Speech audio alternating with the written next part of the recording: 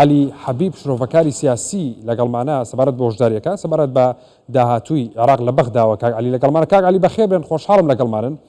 تا چەندە گرنگە عێراق لەو مەترسیانەی کە لە داهاتوودا ئەگەری هەیە ڕوبەڕووی بێتەوە ئاگادار بکرێتەوە، بەرپرسانی ئاگادار بکرێنەوە و هۆشداری بە عێراق بدرێت لەو مەترسیانە نزیک نەبێتەوە یا خودخۆی لێ بە دوور بگرێت.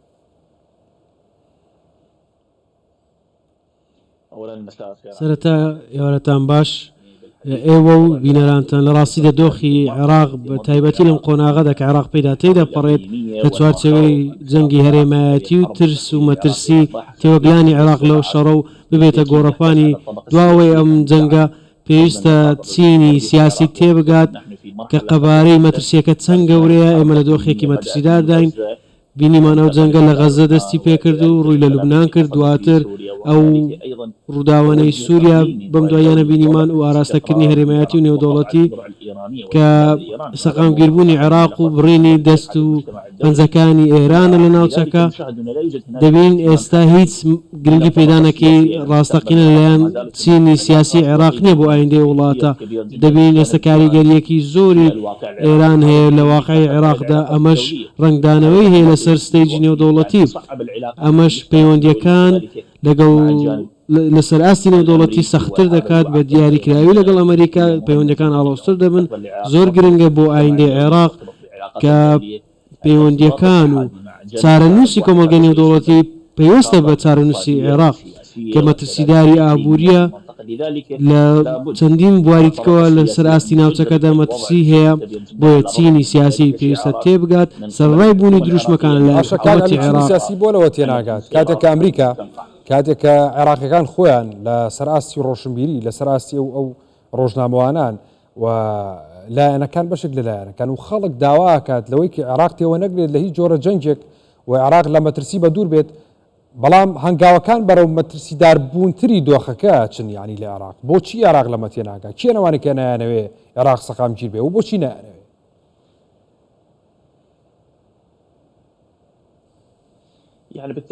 بە دنیاییەوە وڵاتی دیکە هەن وەکو تورکیا و ئێران چاویان لە چەند ئامانجێکە، وڵاتانی ڕۆژاواش بە هەمان شێوە لە عێراق چاویان لە چەند ئامانجێکە نانەوێت سەقامگیری هەبێت. کارتێکەری دەرەکی هەن کە بە سەرچینی سیاسی و سەرکردایەتی عێراق هەن، ئەو چینانە نانەوێت سەقامگیری لە عێراق هەبێت چونکە ململانەی ناوخۆیی هەیە. دەبینین لە چوارچێوەی هەماهەنگی لە نێویاندا ململانەی هەیە لە نێو ماڵی سونی بینیمان لەویش هەماهەنگی هەیە، پەیوەندیەکان لە نێوان هەولێر و بەغدا ململانەیە. ئەمەش وای کردووە سەقامگیری نەبێت، سەقامگیری سیاسی نەبێت یاخود دیدگایەکی ئایندەیی نەبێت بۆ سیاسەتە. ئەمەش وەدەکات چەند دەنگێک لە شەقام دروست بێت داوای سەقامگیری سیاسی بکەن، سەرنجیان لەسەر دۆخی سیاسی هەبێت، قەیرانی دارایی هەیە، قەیرانی سیاسی هەیە، بێڕێزی هەیە بەرامبەر بە دەستوری عێراق لە نێوان دەسەڵاتداران، فشار هەیە لەسەر ڕۆژنامە نووسان ئازادی ڕادەربڕین، دەنگی ڕۆژنامە نووسان دەبڕن، داوا دەکرێت داوا لەو کەسانە دەکرێت کە کاریگەریان هەیە، ئەو کەسانی کە ڕۆژنامە نووسن چالاکوانن زیندانی دەکرێن، فشاریان لەسەر دروست دەکرێت. من کەسێک وەکو ئەندامی هاوپەیمانی ئازادی ڕادەربڕین لە عێراق کە چەندین ڕێکخرا و کەسایەتی کاریگەر کۆ دەکەینەوە هەمیشە هەوڵ دەدەین بە هەموو هێزی خۆمان فشار بکەین تا ڕێگری لە سەرکوتکردن بکەین، لە بێدەنگی بکەین. ئەو یاسایانش کە دەردەکرێن هەوڵ دەدرێن لە نێو پەرلەماندا پەسەند بکرێن کە لە مادەی 38 هەیە بە ناوی مادەی ئازادی ڕادەربڕین. ئێستا هەوڵ دەدەن ئازادی ڕادەربڕین ببڕن، دەیانەوێت ئەو دەنگانە بوەستێنن.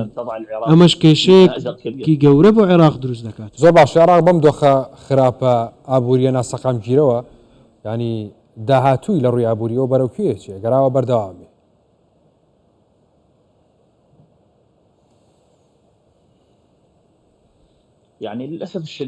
زۆر بەداخەوە کێشەی ئابووری هەیە، هیچ دیدگایەکی ئابووری ڕاستەقینە لە عێراق نییە، بەڵکو هەڕەمەکیە چەندین ساڵ بەم شێوەی بەردەوام بووە. هیچ ئیدارەیەکی ڕاستەقینەی داراییمان بەدی نەکردووە. چەند دین قەیرانی دارایی هەبووە، بینیمان وەزارەتی دارایی لە هەواڵەکاندا بینیمان کە ئێستا هیچ سیولێک و هیچ نەختینەیەک نییە ئەو ململانیانش کە لە نێوان هەرێمی کوردستان و بەغدا هەیە لە دابەشکردنی شایستە داراییەکان لە پارێزگاکان دەبین ئەمەش بە هەڕەمەکی بەڕێوە دەچێت هیچ دیدگایەکی ئابووریمان نییە زۆر بەداخەوە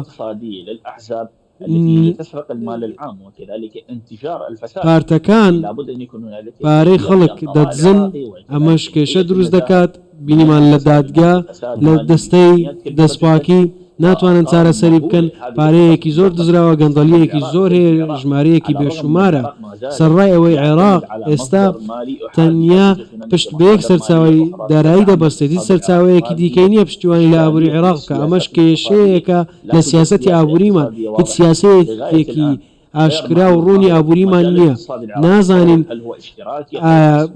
ئابووریەکەی چۆنە ئیشتراکیە یاخود سەرمایه‌داریە لە هەمان کاتدا پارە لە خانەنشینان دەسەندرێت لە بچەکان یەکەم دەکرێت بە ناوی خۆبەخشی ئەمەش دۆخی ئابووری خراپتر کردووە لەلایەن حکوومەتەوە پارە لە هاوڵاتیان دەسەندرێت باشە کاتێک کە چەک لە دەستی حکوومەتدانە بێ لە دەستی چەند هێزێکی جیاواز و لە دەرەوەی حکوومەتا بێ تا چەند داواکات دۆخی ئەمنی لە ڕووی ئەمنیێتەوە هەم بۆ هاوڵاتیان هەم بۆ وڵاتانی دیکەش لە دەرەوە بتوانن کە ئاسانتر ینی دەست وەربدەن لە کاروباری عێراق و دۆخی عێراق ناسەقامگیر بکەن.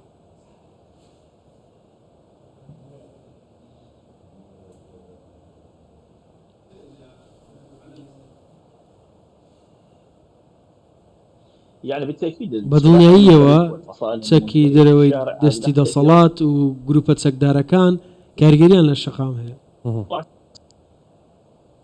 بەڵێ بەڵێ بەڵێ سپاس بۆ بەڕێز عەلی حەبیب شرۆڤەکاری سیاسی دیارە پەیوەندیەکەمان پێکەوە پشرا بەردەوامین